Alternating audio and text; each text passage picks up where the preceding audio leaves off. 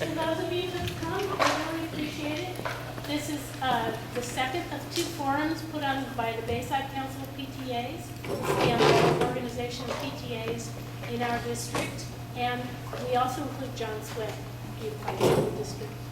The people who are here volunteering are part of the executive board and other PTA leaders who've been working with us in the past. So I appreciate you being here. We're going to start out by introducing the candidates and having them give a short opening statement. Okay, just stop. Oh, no, I already asked. No one needs translation. I already asked. So no translation required. Okay. So, so to move ahead, we're going to let the candidates each give a short opening statement, 45 seconds. Mindy, you What's got that? 45 seconds? I can, yeah. You want me to do Mindy's it? going to be the timekeeper. Mindy, I suggest you pull up right here.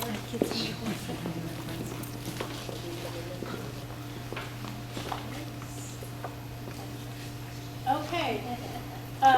We'll start, we mixed it up a little bit. We'll start today with Tom. Tom Panis. So I'd like to thank the Bayside Council for putting on these forums. They're very important. My name is Tom Panis. I'm a 40-year resident of the district. I care very deeply about my community. I've been involved in many different activities throughout the district, both where I live in El Cerrito. I'm involved in many other organizations as well. On the parents team at the Latina Center. I'm part of the Black Mind Strategy team. I'm part of the effort to have a parents council with Healthy Richmond. I work all over the district. I'm working very hard to be a part, and I'd like to extend my service now to the school board. I want every child to have a great school to attend and get a great education. I'll be a full-time school board member. It's going to be my job. I want to work to make sure every kid gets a great education. Thank you. Mr. Ridgway. I'm Antonio Medrano, a longtime community activist, past co-chair and chair of the Partido Latino, very active in the community, retired teacher, only 40 years in education, retired from San Francisco Unified in 1997. I lived in San Pablo since the early 80s, served 2 terms on the Contra Costa Grand Jury, which told me a lot about where the public money is spent. So I come to you with experience as a school board member, 2008 to 2012. 2, as a community activist. 3, I'm a father and grandfather, very proud grandfather and father of folks who live in the general San Francisco Bay Area. And so look for your vote. Thank you. Sorry, I got a defective chair here. Defective body too. Hi, I'm Don Gosney. I was born a long time back. My parents lived at 25th and Ring. I'm a graduate of Kennedy High School, class of 72. I've been working with this district or working against the district, depending upon who's in charge, for the past 40 plus years. And the past 18 years, since even before the bond program existed, I've been part of the bond program on the bond oversight committee or working with it for over 8 years. For the past 12 years, I've administered the Ivy League Connection Scholarship Program, the most successful program in the history of our district, where we've been providing educational opportunities for the kids in our district. I attend every one of our school board meetings, just about every one of them, from start to finish. Ask some of the other candidates if they do the same. Another defective clock. Good morning. Thank you for coming, and thank you for the PTA Bayside Committee. My name is Carlos Taboada, and I have been a teacher and a counselor for 21 years in our schools. I started teaching bilingual education in social sciences at Richmond High School and North Campus. Throughout my 21 years, I've been active in the ELAC committee, and I also have been active in the organization of parents in protest against the imposition of the English-only KC exam. And I believe I have a district-wide vision. I have long been a student and teacher and parent advocate, and I'm looking forward to serving you and as an elected school board member. Thank you. Mr. Phillips. Good morning. Good morning, everyone. Thank you very much for putting this on. Thank you for being here so early in the morning to listen to us drone on and on and on. But my name is Mr. I am a local attorney, which many of you know. I am also a former educator. I used to teach in this district for 3 years, and in San Francisco Unified I did the same. I was also a teacher assistant for special needs child. I got out of school. I'm running because I want to help every child achieve his or her full potential. I'm going to talk a little bit about my vision for the district over the course of this discussion. But I really would appreciate your vote, and I appreciate it. Thank you. Stephanie's secretary is not going to give an opening statement right now. The first question we have, and I'll start this out, I did give it to the candidates ahead of time just a few moments ago, is a question we thought of as a group in the PTA. And after that, we're going to take your questions from the sidelines. And I did hand out the yellow cards, but since we're such a small group, I think we'll just go with standing up and asking the candidate directly. If you do want to ask a question next, after, just hold up your yellow card, and then we'll sort of make a mental note of who's next. Okay? So the first question to start out is, describe the role of a school board member in your own words. And since Mr. Panis started, we'll start with Mr. McDonald. Oh, let's go with 45 seconds. This is going to be. Excuse me. The only person that the board hires is the superintendent. So, and your role, having been previously a school board member, is you work together as a team. Many times when I served on the board, I tried to get certain things passed or addressed, but you need at least 3 votes to get something done. So I brought to the board my experience as a teacher, as a parent, as a community activist, and brought some of those needs. We were lucky back then that we got the former superintendent to have an immigration workshop at the Lavanya Dijon. It was very successful. The only time we've ever done that as a school district, so I was very proud of that. So again, you're working as a team, and that's the key part. You have to learn to work together. You know, the school board, they don't actually do the work, they set the policy. But they are the voice of the community. We are your representatives in the school district. So it's incumbent upon us to come out in the community and actually talk to you, listen to what you have to say. How can we represent you if we don't know what you're thinking, what you need, what's important to the education of your children or your community? But our job is not to micromanage too. We don't go into the district offices, we don't go into the schools and start telling the teachers what to do. You got other people that are responsible for that. There is a chain of command, and that's critical too. But we need to let our employees do their jobs. Okay, well, the school board is really technically called the governing board. And so we are the elected governing board of the school district. I think that to function effectively as a school board member, you need to have a school-wide, district-wide vision. And you need to master the art of compromise. I have a pragmatic vision. And you need to compromise, negotiate, and find a common ground with the other board members and with the superintendent. But I would emphasize that first, you need to have in order to do all this effectively, you need to have a vision of what education is and what you want to accomplish. I agree with them in the sense that the board definitely sets the policy for the district. I also think that the board should be providing vision for the district, and that vision should be in line with the community's needs. But I also think that sometimes our board is too passive, and what I mean by that is there are real issues in the community, and sometimes people have problems related to the district. What I would like to do as a board member is actually work on constituent relations, and I know that that's not something that normally happens with the school board, but it's something that's very needed because I often see that parents and guardians and others that have to deal with the district have problems doing that, and that the connection is not there. So that's something that I would like to provide to the community.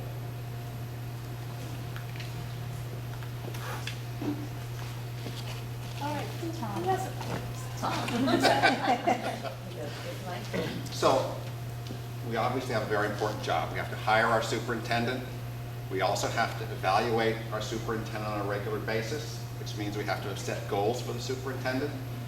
One of the primary goals I would set for the superintendent is a change of culture in our district.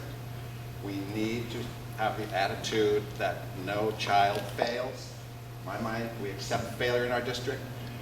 Superintendent needs to be telling every staff person, everything we do, how does it help students succeed? How does it help us have great schools? So beyond that, the board needs to be a great financial steward of the public's money. We are elected by the public. We need to be talking to the public. And we need to make sure that everything we do for the kids. All right, so we'll open it up. Does anyone have a first question? So I have a question. Right now, our district is suffering from, I guess, maybe the politics from 10 years ago, and we have a grave teacher shortage. What would you do to change policy, to really recruit from within our community, to create people or teacher career paths, to be able to address the teacher shortage right now? And that could be to Mr. Phillips. So are you talking about from people who actually live here? Right. I mean, right now, we know that there's a teacher shortage in California, right? But right now, I think our district is really, since is our lowest paid in the district, substitute teachers elect to go to other districts, even to be substitutes, so to go to charter schools to be substitutes because they get paid more. What would you do as a board member in order to change the policy that we have or create career paths in order to start recruiting from within our community to change that?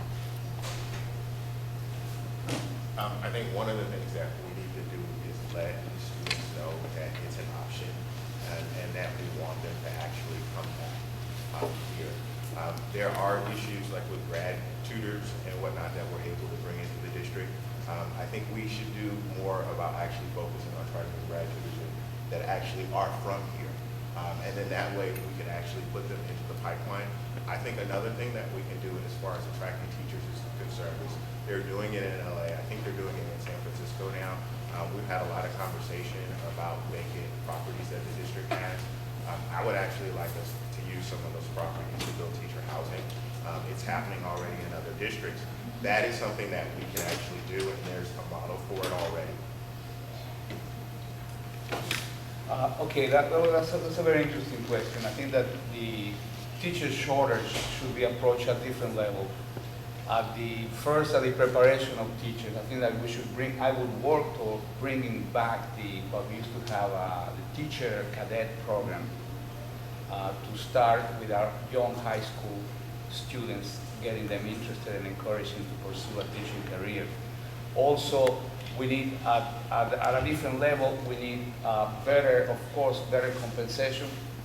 We need assistance for young teachers to settle in this area. Perhaps there has been some talk about housing, about assistance to pay for a mortgage. And also we need to make our teaching profession challenging and stimulating, which prescriptive education has put an end to that. You know, teaching is an admirable path, career path. My mother was a teacher, my aunt was a teacher, a number of my friends were teachers. So it's not a matter of getting people that want to go into teaching as a career. It's just finding a way so they can put food on the table, take care of their families. I don't care whether it's this district or any other district, we're not paying them enough to make it a worthwhile enterprise for them.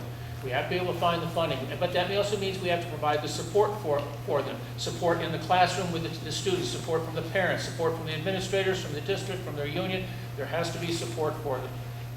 And until we change that culture, until we start providing them with funding, it doesn't matter where they're from, we're not going to get anybody to want to be a teacher. funding is a very difficult problem. We're one of the lowest paid school districts in the San Francisco Bay Area. Also, they need the respect of the principal and of the school board and treat them as human beings, respect their opinion. I would like to see the beginnings that we used to have when I was in high school, teacher-sponsored organizations. And also we should encourage Contra Costa College to begin something like a teacher prep. When you become a teacher, take some classes as pre-college level classes on what teaching is all about. But the funding is important. Otherwise, you keep on losing teachers. When I taught at Richmond High after I retired as a sub, I was constantly being asked by young teachers saying, I've got to leave because I'm not getting paid enough money. So we need to make this a place where teachers want to be, not where they just have a job. You know, plenty of teachers who live in our district who don't teach in our district. So we need to make sure that they always have a supportive environment. So many of our teachers teach in schools where the kids are overwhelmed by stress and trauma. We need to make, those teachers are going to get secondary trauma, secondary stress. We need to make sure that we provide the supports for those teachers. Part of that comes into we need to do a good job training our principals. So our principals understand they need to listen to the teachers, mentor the teachers, and they need to provide professional development opportunities for the teachers. Also, they need to let teachers have a day off if they're in a high-stress situation. Get mental health service if they're in a high-stress situation. So we just need to make sure everything we do is focused on supporting our teachers. Thank you.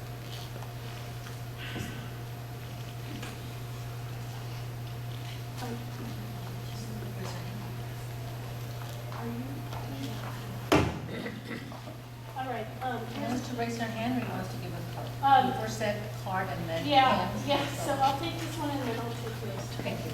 You can do either one if Okay. you want to, up to me. Here's a question.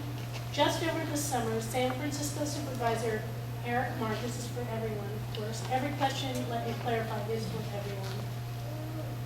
San Francisco Supervisor Eric Mark proposed to add to the November ballot a measure that would allow non-citizen parents the right to vote in local school board elections, whether they have a green card, visa, or living in the country undocumented.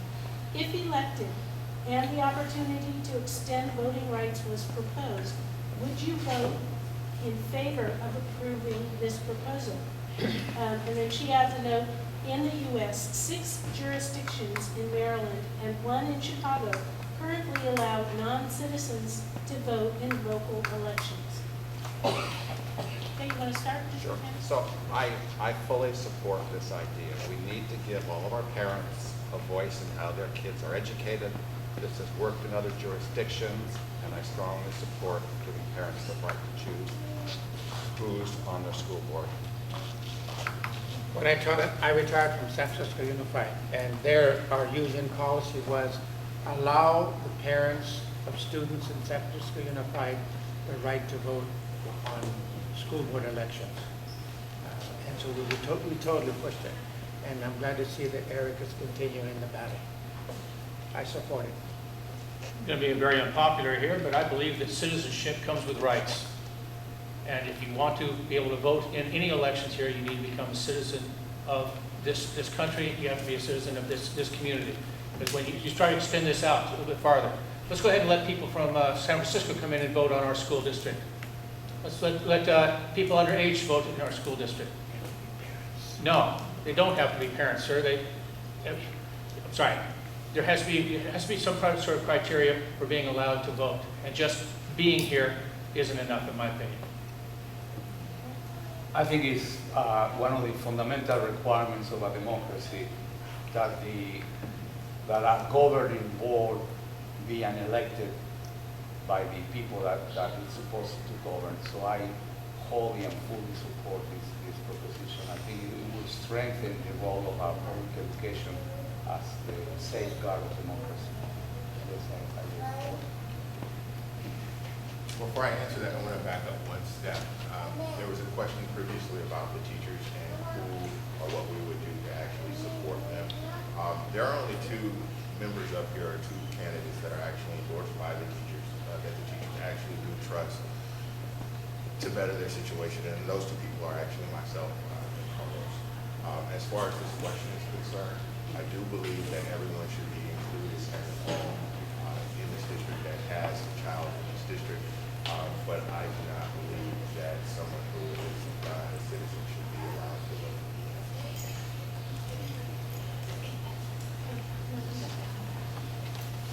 Thank you very much. My question is for everyone. Do you support charter schools as public schools? And why? Either yes or no, and why you do or don't. You're happy to start? Always happy I'm to taking start. that, okay, all right, So, go ahead. both of my sons went through district schools and went to Contra Costa College, next door here. I don't want our district to be full of charter schools, but at the same time, in California, we have rules for how we're supposed to approve charter schools or disapprove charter schools. And I believe that the members of the board should obey the law, and if a school meets those criteria, then we should approve it. Otherwise, they're going to go over the hill, and they're going to get approved by the county, and then we lose control. If we approve it here, if we approve a compliant resolution here, a compliant application here, then we can negotiate the memorandum of understanding, and any safeguards we want to put into it, has to do with demographics or accountability or transparency, we can do that. I'm against any more expansion of charter schools in our district. And two, as we talk about transparency in our own district, I also would like to demand the transparency on the charter school level. There's no oversight, there's no elected board. They're spending public monies, our tax money. Where's the elected board that decides how the money is spent? We need that. Hopefully, the next time it comes before the governor, he'll sign it. Last time it was open transparency. Where's the money being spent? Are you accepting all students that come to the front door? Some charter schools are denying students that right because of lack of English, lack of attendance, or whatever. We as public schools have to accept everyone that comes to the front doors and demand the same thing in charters. I don't accept any, I cannot embrace any educational model that takes education dollars away from educating our kids. And that's one of the concerns I have with some of our charter schools. The money is just, not all of it is going towards educating the kids. And it doesn't matter what my own personal feelings about charter schools are. The voters of this state, not once but twice in statewide propositions, made the charter schools the law of the land. It says they are public schools. So we have to deal with that. We have to find a way to work together, but there has to be some accountability in the charter schools. Disagree with the governor on when he vetoed AB 307 or whatever the hell it was, but there has to be some accountability because they are using public funds. That's what we also need to find out. Why are our parents taking their kids from our public schools and moving them over to the charter schools? So we need to fix that problem. I fully support the resolutions passed by my former union, United Teachers of Richmond, and by the NAACP, calling for a moratorium on the expansion of charter schools. I think it is financially responsible to continue this financial hemorrhage for schools that are not transparent at all, not democratic in their moral governance, and that are hurting our programs. I think that laws are unfair sometimes, and an unfair law should be challenged, should be questioned, and one should stand up to the law. That's what I learned. I grew up in the 60s here, and that's one lesson, very important lesson that I learned. Receiving public funds does not make you a public school. Can you restate the question one more time, please? Do you support charter schools as public schools, and why? To your answer, yes or no. So, in general, I don't support the privatization of public education. I do understand why some parents do, and that's because many of our schools, particularly the ones in Richmond and San Pablo, serve the needs of the parents and the students. We have 21 schools in Richmond and San Pablo that have failed to meet state standards for multiple years. that is my experience.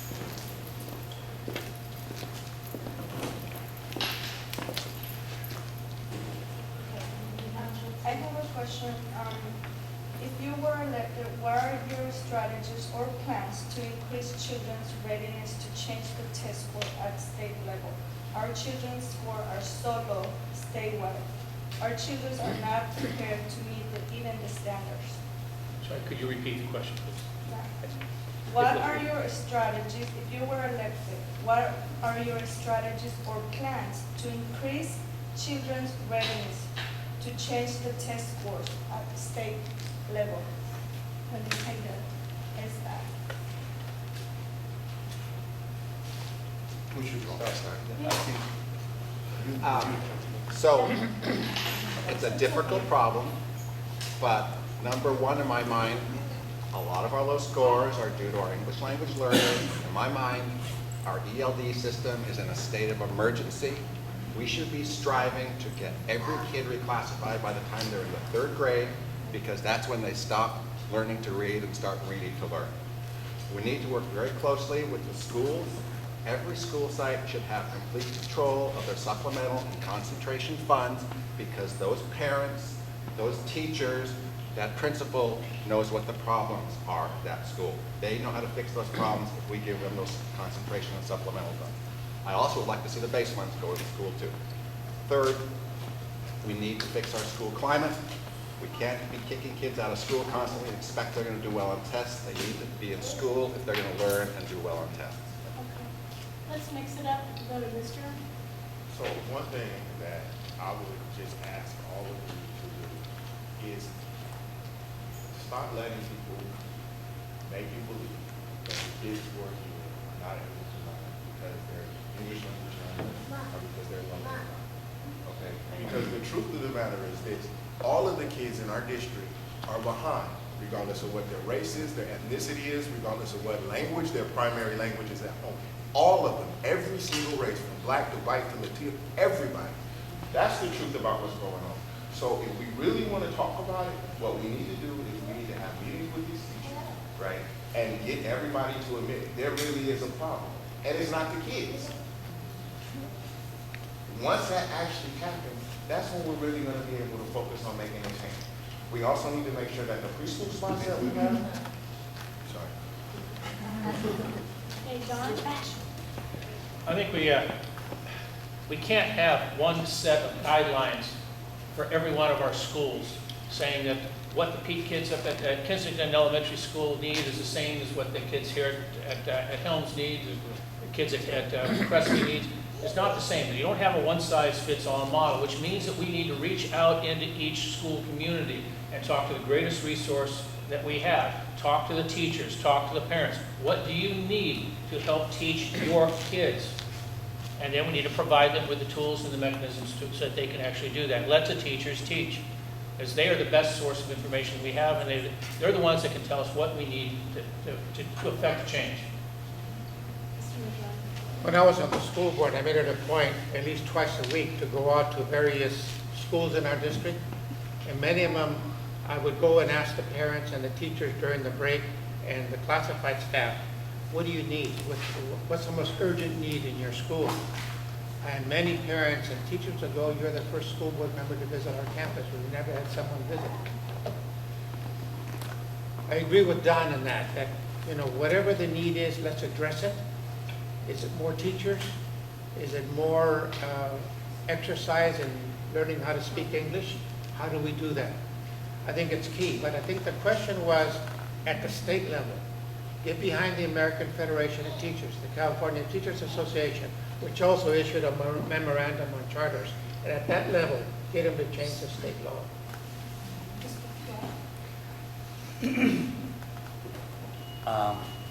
I'm glad I heard my slogan for my campaign from Don. That was yours? Yes. The central theme of my campaign is let teachers teach. I think that teachers should have the autonomy to design the instruction to meet the needs of the children in front of them. I think we have a great ally on our side with the new funding formula, the fact that extra money is going to the schools that need it, and we should take advantage of that. And again, have the teachers the autonomy, give them the autonomy. I think they should demand it. You cannot give freedom, you cannot give autonomy, but teachers will demand and do demand the autonomy to tailor instruction to meet the needs of the children in front of them. And also the English learning programs need to be Okay, before I revised. do this next question, sorry about that. I'll just say that we have two more questions. We have one lady in the blue here, and we have one that came in from the audience. And if we have time, I'll ask the second one. Okay? All right, so this one is, if you are the voice of the community, how will you reach our community? And Mr. Tuata, do you want to start with this one? I would take advantage of the already existing vehicles. We have community schools, and I also had the idea that one way to reach the community will be to use one of the mediums that we have to reach the community, which is I would think of a radio show. That would be an idea that I would have. We could have a bilingual radio show, 15, 20 minutes, the district and you, to update people, to communicate with our community. That would be a very effective way. And again, take advantage of the already existing vehicles that we have inside the schools, like the school site council and the various committees that need to be stimulated and reinforced, because they play that role. Mr. Madrano? Do what we did back in 2008, reach out to the community organizations, the neighborhood councils of Richmond, 1, 2, appear at city council meetings and tell them we need to communicate. Reach out to the senior centers, the ones in Pinole, the ones in Hercules, the ones in down by El Cerrito where we were at just the other day. And also the community organizations. When I was co-chair and chair of the Concilio Latino, all these groups come together to service the needs of our community, speak to them, but go out to the communities, the neighborhood communities, and also go out to the parent groups that meet in the evening at the schools. Reach out to them, ask them the question, what do we need? You'll get bombarded with answers. Mr. Pence? So we need to be very cognizant of all our community organizations. We're not doing a good enough job working with our community organizations. I have reached out and started working with so many community organizations, you know, the Food Pantry, RISE, the Tina Center, Healthy Richmond, Building Blocks for Kids. Those are very important places where parents are, and we need to be focusing on the parents. We need to use better technology. We need to use Pandora. We have the phone numbers, the cell phone numbers of 90% of our parents. We never send text messages to them. We need to make sure that we're outside the schools when we have parents dropping kids off. You can't just put the message up, a notice up inside the school. It's got to be out where the parents are, where they're dropping their kids off. So we need to focus very hard on reaching the parents where they are. Board members need to have scheduled site visits at the schools so that you know, for instance, that at 3 o'clock on the first Monday of the month, I'm going to be here at Helms Middle School, for instance. We need to be able to use the social media better than we have. We've been texting, as they said, Facebook, all sorts of ways to get the word out. Rotate the board meetings so that the people out in Hercules can come to the board meetings, people out in San Pablo can come to the board meetings. Advertise as much as possible.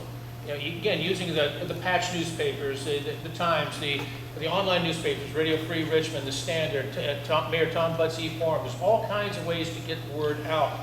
But mostly you got to be able to reach out to the community with a one-on-one FaceTime with parents and the students.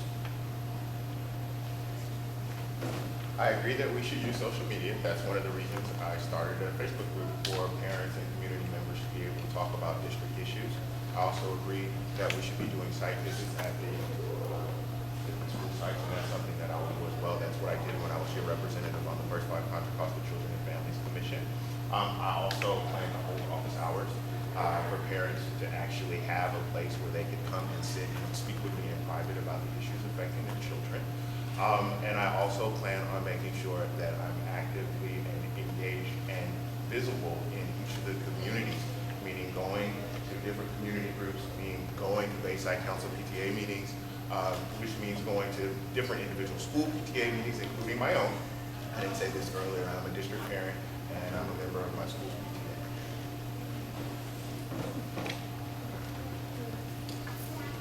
Thank you, everyone. Everyone touched on a lot of good subjects. As a parent, they are very important to us. But my question is, my son has a learning disability, and he was in the district, but I didn't get the support I need for me and for my son at the district, so I moved him to a charter school. But now he's in between. Like the district offers something, the charter school doesn't offer, so now I'm in limbo. I don't know what to do. So what's your point on the problem we had? And also bullying. Bullying is #1 problem in the school. And the school district and the charter school, they are trying to avoid all these problems about bullying. So what's your input on these things? Thank you. Can we actually, since there are two questions, can we have that in a second? Well, that was the assistant principal, and I told him we'd be out of here by, we'd finish up by 10. So we got the permit, we switched a little as long as everybody helps us break down, okay? And I'd rather say, Mindy, let's go for a minute 15. Does that meet you in the middle there? Okay? A lot of time, we need more time. There's a lot of We questions. should have started. So to the first question, I think, I said this earlier, my first job out of high school, working as a Speak up a little bit, please. hello? It's not on. Just speak loud. That's all. So I know, but I'm actually trying to speak to her. That's why I'm thinking I don't know if she has a question. But my first job out of school was a teacher assistant working for Fairfield System Unified School District, one-on-one with a special needs child. So I know that they do need attention, and I know that we need to make sure that we have enough aides and aides that are properly trained working in our district, which we currently don't have. As far as the district is concerned in general, there have been multiple lawsuits because this district has not been doing what it's supposed to do as far as special needs children in schools are concerned. So that is something that's on my radar, and that's something that I will focus on. That also goes back to what I said earlier about making sure that we do have board members who are actively doing constituent relations, meaning making sure that we're reaching out to the community and talking, because there are so many parents and there are so many kids who are actually falling through the gaps, and the parents are going down to Bissell and trying to talk to the administration about what's happening, but they're not being responsive. When that happens, you actually need a board member who will say, you know what, you need to respond to her because she has a real issue. So that's what I would do, not just for special needs kids, but I would do it for any parent who has any issue that's not being addressed. Oh, I'm sorry. Okay, the problems that you mentioned are all interrelated, okay? And we obviously need more support personnel at all levels. I know that our school psychologists and speech pathology specialists, they are literally overworked. So we need more funds. So we need your support, and we need the knowledge and the work of everyone in the community to support whatever measure there is that will increase funds for these support services. In our case right now is measure T. There are other bills in line that are going to try to make the Proposition 13 fair, to give our schools more money. And bullying is a problem with discipline, related also to the atmosphere of the school. We need smaller classrooms, smaller class sizes, so that the teachers can give personal attention to the students, so that the students don't get bored and frustrated. And again, that needs extra funding. So we need more awareness, more participation on the part of the parents to really advocate and provide the. Okay, on the issue of charter school versus non-charter school, that's a political thing. If people like us, we sit up here and talk. But you're a parent, You need to do what's best for your kids, irrespective of what we're talking about, like accountability and financial issues and that kind of stuff. Take care of your kids. That's what's more important than anything else. The bullying, we all know how serious a problem that is. It's been around forever, but it's becoming more and more serious these days. But we need to, at each individual location, we need to determine what the root cause of the bullying is. Why is that child acting out? And use some of the many restorative justice tools available to us to determine how do we remediate this. You don't suspend them, you don't expel them. Sometimes you need to find out. You got a problem at home, he took your girlfriend away, find out what the issues are. But as a parent, you need a mechanism to be able to report it. You need some sort of a hotline, but I believe you need to have a form to fill out, a paper trail. So it will go to the principal, it will go to the district, and so somebody can say, this was reported, what did you do about it, Mr. Principal? You have the right to contact any one of the school board members and ask them that question. If the needs of my special needs student has not been addressed. And then you and I would speak to the one who's in charge of special education in our district and ask them, why isn't something being done? Is it that we don't have the money, as Mr. Tabbata has said? Possibly. But follow that line and get the one who's in charge for the entire district for the special needs students. Why isn't he doing something about it? If we can't address the need, then your choice is to find someone, a school that does. And I applaud your decision. But again, hold the school board responsible.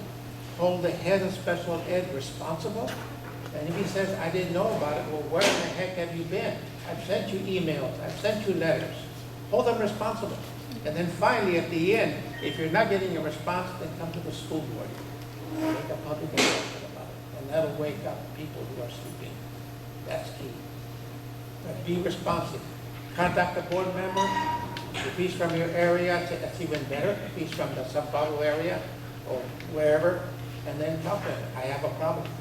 Thank you. So, my two sons were both special ed kids. They were in the district actually for more than the requisite number of years because it took them an extra year to get through. But I found that the district was very unresponsive in terms of IEPs, and it was always the district's IEP. It wasn't my son's IEP. The district knew what it wanted to do. Wasn't so much focused on what my son's needs were. So I'm very much in favor of making sure that every parent has valid input to the IEP for their child. I would also like to see the board work to push forward a person who's an ombudsman for parents to make sure that every parent complaint is followed up with the same way we do for every request for public information. Regarding school climate, I spoke about it earlier. We need a different school climate. We need to make it clear to all the staff, all the parents, all the students that bullying, harassment, discrimination, retaliation are not acceptable. Every staff person needs to be trained to that. That training needs to be available to the parents. We also need to make sure that we have expectations for our children about what behavior is. I like the mindful life, the toolbox, we need to do restorative justice. Thank you. Okay, this is the very last question, and then I promised the assistant principal that we would help. We're going to out. be coming in. Since kids are coming in at 10:45. So we're going to give only 45 seconds again for this question. Try and answer the question exactly to the yes, no, to the yes, no parts, and summarize for the rest. What do you know about the current ELD reclassification system in place, and do you think it should be? Do you think it should be replaced? If not, how do you plan to improve it? Let's start with Mr. Medrano. It's not working. We need to come up with a different model or a different way of gauging how much English the students are learning.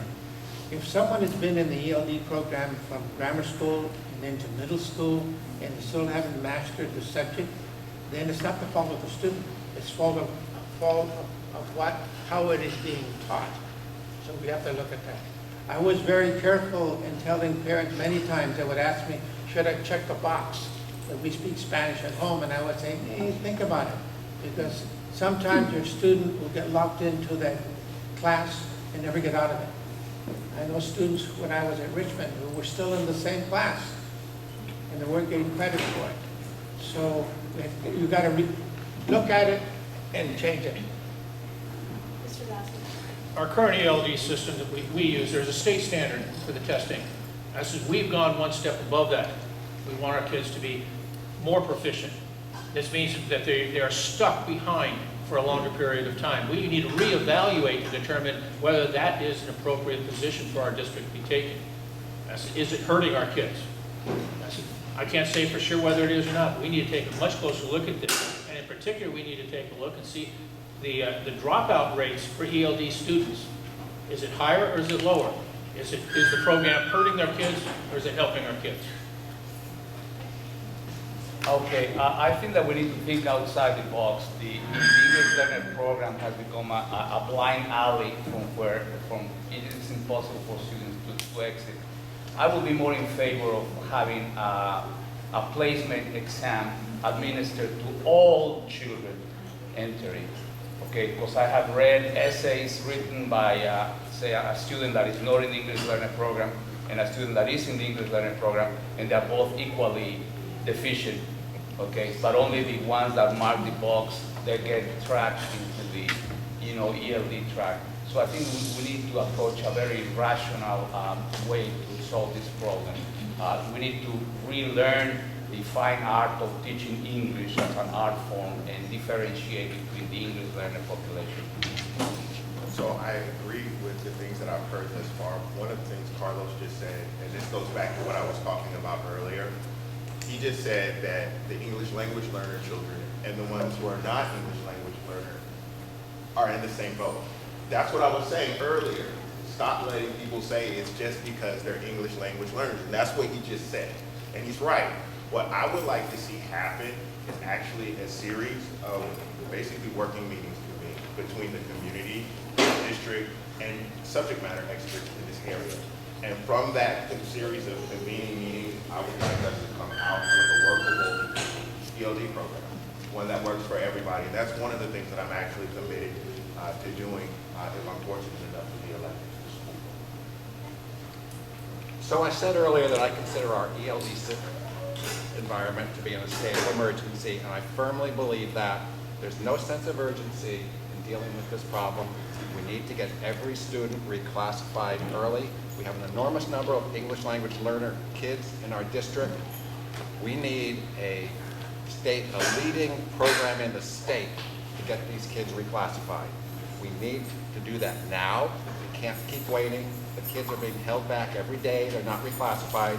And we need to work and ask for the opinions of our parents and our teachers on the best way to do this. So we need a statewide leading ELD system. Okay, let's give a big hand to our candidates.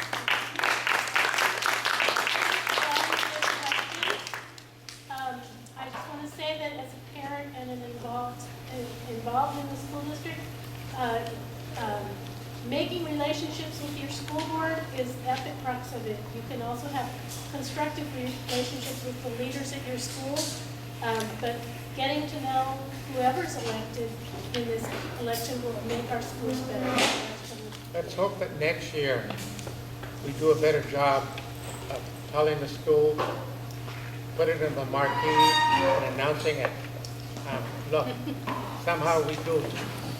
I use the word we, all of us. Thank you. Thank you very much.